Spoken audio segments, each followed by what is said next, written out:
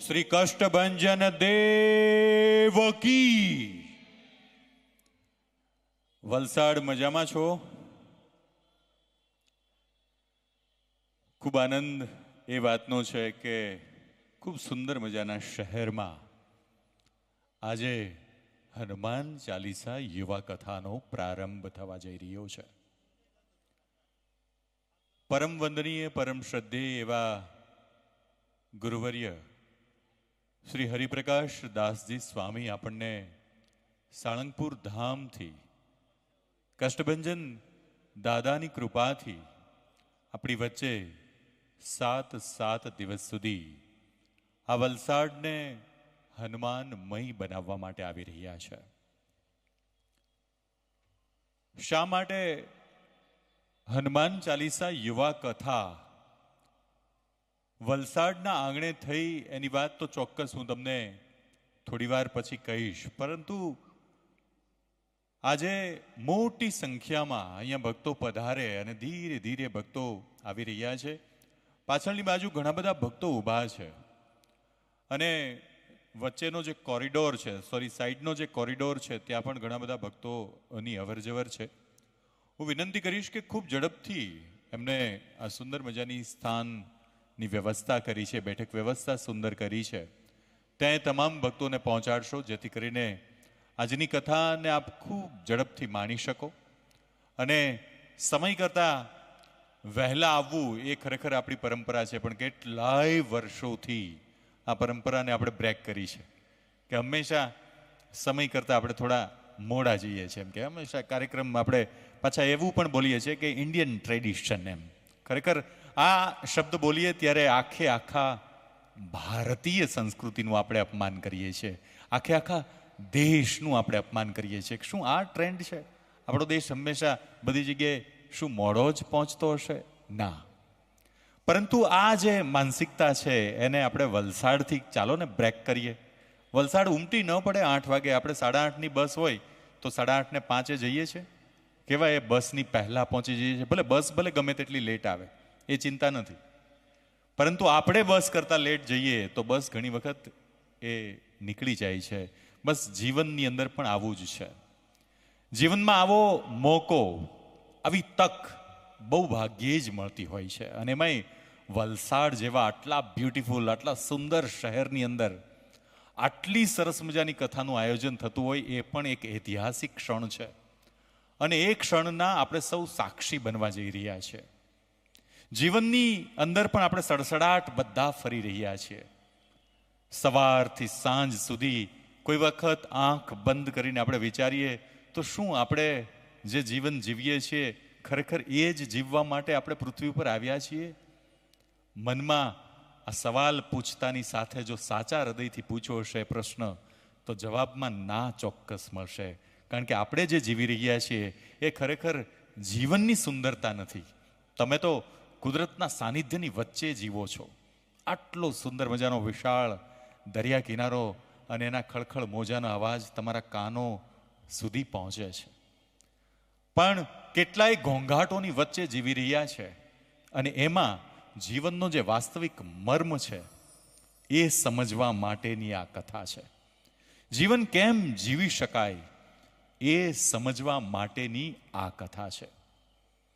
અને જીવન એટલે શું? ઘણા બધા એમ કે આમ તો જીવનમાં બેફામે બહુ સરસ મજાની એક જ પંક્તિમાં કહ્યું કે બેફામ કેટલું થાકી જવાનું, બાકી જીવનનો રસ્તો છે ઘરથી સ્મશાન સુધીનો. આટલા જ નાનકડા રસ્તાની અંદર આપણે કેટલા હાંફી જઈએ છીએ. અહીંયા સુધી પહોંચતી વખતે આપણે એ હાંફી એટલા માટે જઈએ છીએ કારણ કે અહીંયા પહોંચવા માટે આપણે કેટલાય કૂદકા મારીએ છીએ. અહીંયા પહોંચવું નથી, પણ પહોંચ્યા પહેલા ભૌતિક સુખ માટેનો કૂદકો મારીએ છીએ, કેટલીક લોભ લાલચ માટેનો કૂદકો મારીએ છીએ. જીવનની અંદર વાસ્તવિકતા મૂલ્યો વર્ધિત જીવન જીવવાના બદલે કંઈક અલગ દિશામાં જીવન જીવવા માટેના કૂદકા માર્યા કરીએ છીએ. એટલે સ્મશાન સુધી જતા આપણે હાંફી જઈએ છીએ. આ કથા જો ચોક્કસ તમે 7 દિવસ સુધી શ્રવણ કરશો, ખાતરી સાથે કહીશ કે તમે હાંફી નહીં જાઓ. તમને જીવન જીવવાનો અલગ જ આનંદ આવશે. કારણ કે આપણે કેટલી વસ્તુ પાછળ છોડી દીધી છે. અને કંઈક એવું મેળવવા માટે આગળ વધી ગયા છે જે ખરેખર જીવનમાં જરૂર નથી. વિશ્વનો બહુ મહાન ફિલોસોફર ટોલ્સ્ટોય, તમે નામ કદાચ સાંભળ્યું પણ હોઈ શકે. એને એક વ્યક્તિએ એક વખત પૂછ્યું, જીવન એટલે શું? તો એણે એમ કહ્યું કે તું એક કામ કરજે, કાલે આવજે. આજે મારી પાસે થોડીક વ્યસ્તતા છે એટલે હું તને કાલે જવાબ આપીશ. એ પાછો આવ્યો ખરો બીજો માણસ બીજા દિવસે. કહો ને મને જીવન એટલે શું? તમે તો આટલું બધું વાંચો છો, આટલું બધું જાણકાર છો, આટલા બધા જ્ઞાની છો. ત્યારે એણે બહુ સરસ મજાનો જવાબ આપ્યો કે જીવન એટલે શું? એક મિનિટ હું તને એક કહું એ પહેલા એક વાર્તા સાંભળ. વાર્તાની અંદર એવું છે કે એક માણસ જંગલમાં જતો હતો. જંગલની અંદર જતા જતા જતા બરાબર જંગલમાં વચ્ચે પહોંચ્યો ત્યારે એક ગાંડો તૂર થયેલો મોતેલો હાથી આ આંખો ફાડીને આ માણસને જોવા માટે આતુર હતો. અને એ માણસને એ હાથી જે રીતે જુએ છે ને એ દ્રશ્ય જોઈને માણસ અંદરથી ડરી ગયો.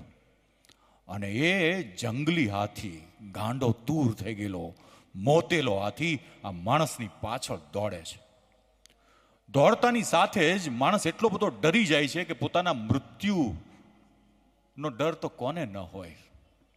આને એટલો બધો ડર લાગ્યો કે ભાગ્યો, એવો ભાગ્યો, એવો દોડ્યો કે પેલો હાથી પણ એની પાછળ પાછળ પાછળ પાછળ દોડતો જ ગયો. વચ્ચે તો આ માણસને એમ થયું કે હું એકાદ ઝાડની ઉપર ચડી જાઉં, પણ ના, એની સૂંઢ તો મોટી હોય, એ ગમે ત્યાંથી મને ખેંચીને લઈ આવે નીચે. એ માણસ દોડતો ગયો, દોડતા દોડતા હાંફી ગયો. હાથી એકદમ નજીક આવવા ગયો, જોયું તો એક કૂવો હતો. અને આ માણસે એમ વિચાર્યું કે હાથી પાસેથી જો મારા જીવનને બચાવવું હશે તો આ કૂવા સિવાય મારી પાસે કોઈ વિકલ્પ નથી. અને તરત જ ડિસિઝન લઈને કૂવામાં છલાંગ મારે છે.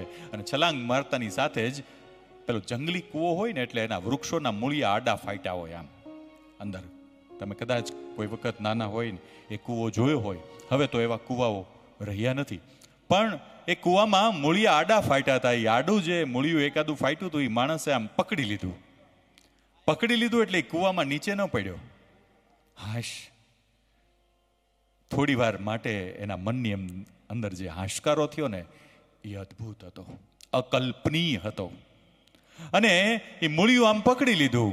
મૂળિયું પકડીને એ માણસને હાશ થઈને થોડી વાર પછી એને આમ ઉપર નજર કરી તો ઓલો હાથી કાંઠા ઉપર રાહ જોતો હતો અને ફૂંફાડા મારતો હતો. તમને એમ થાય હાથી કોઈ દી આવા ફૂંફાડા મારે?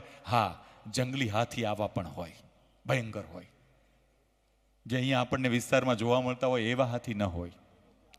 એટલે માણસને એમ થયું કે ક્યાં સુધી ઊભો રહેશે, હું અહીંયા પકડી રાખીશ આ મૂળિયાને. પણ એ એટલું બધું આમ ઉપર જોઈને થાકી ગયો તો એને એમ થયું હવે હું નીચે એકવાર જોઈ લઉં.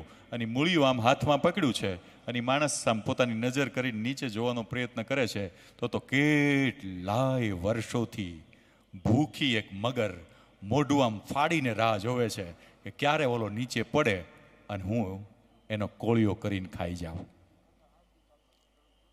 આ દ્રશ્ય એટલા માટે તમારી સાથે હું વર્ણન કરી રહ્યો છું કારણ કે ટોલ્સ્ટોયને પેલો માણસ પ્રશ્ન પૂછવા આવ્યો છે, જીવન એટલે શું? આ માણસને અતિશય ડર લાગે છે કે હવે મારું શું થશે. નીચે પેલી મગર રાહ જોવે છે, ઉપર હાથી છે, મૂળિયું એને પકડી રાખ્યું છે. અને મૂળિયું પકડીને માણસ એમ ને એમ, કારણ કે શરીરને પોષણ તો આપવું જોઈએ, ક્યાં સુધી એ પકડી રહે. નીચે એને ટેકો આપવા માટે, એના પગને ટેકો આપવા માટે બીજા બે મૂળિયા પણ એને એવી રીતે ગોઠવી લીધા છે કે એનો પગ ત્યાં ગોઠવાઈ ગયો છે. એટલે થાક ઉપરનું મૂળિયું પકડવામાં એટલો બધો લાગતો નથી. બરાબર આ જ પોઝિશનમાં છે ત્યાં એ મૂળિયાની થોડેક ઉપર એક મધપૂડો દેખાય છે.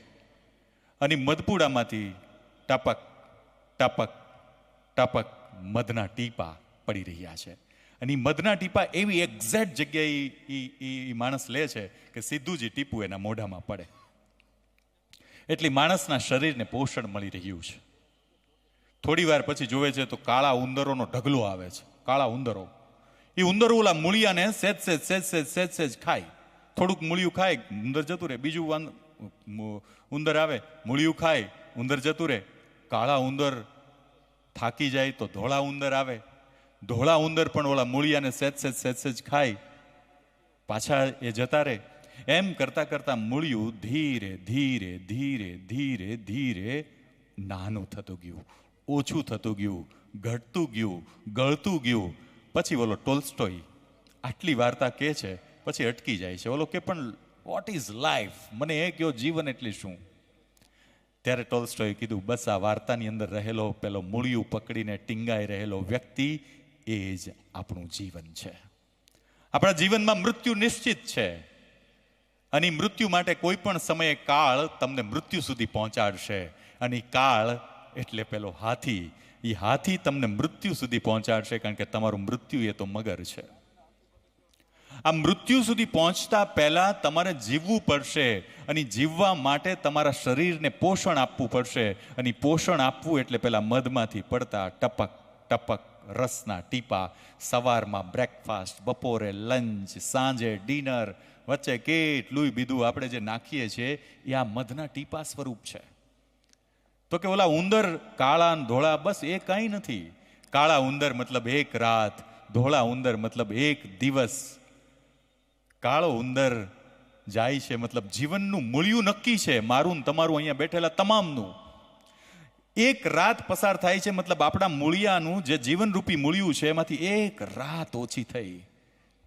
સફેદ ઉંદર આવ્યા મતલબ એક દિવસ ઓછો થયો. આમ કરી કરી કરી કરી કરી કરી અને આપણા જીવનનું મૂળિયું જે ભગવાને નક્કી કર્યું છે ને, એક દિવસ ગળાશે. આપણા દિવસ અને રાત પૂરા થશે, એટલે અલ્ટિમેટલી આપણા મૃત્યુ સુધી, એટલે કે મગરના મુખ સુધી આપણે બધાએ પહોંચવાનું છે. પરંતુ એ પહેલા ખરેખર આપણે શું કરવું જોઈએ? હા, આપણે કરીએ છીએ સતત આપણા સમયને વ્યસ્ત પેલા મોબાઈલની સ્ક્રીનમાં. ના, આપણે કેટલાય એવા અલગ અલગ રસ્તાઓમાં પહોંચી ગયા છે જે રસ્તા ઉપર જવાની આપણી ભારતીય સંસ્કૃતિની પરંપરા નથી.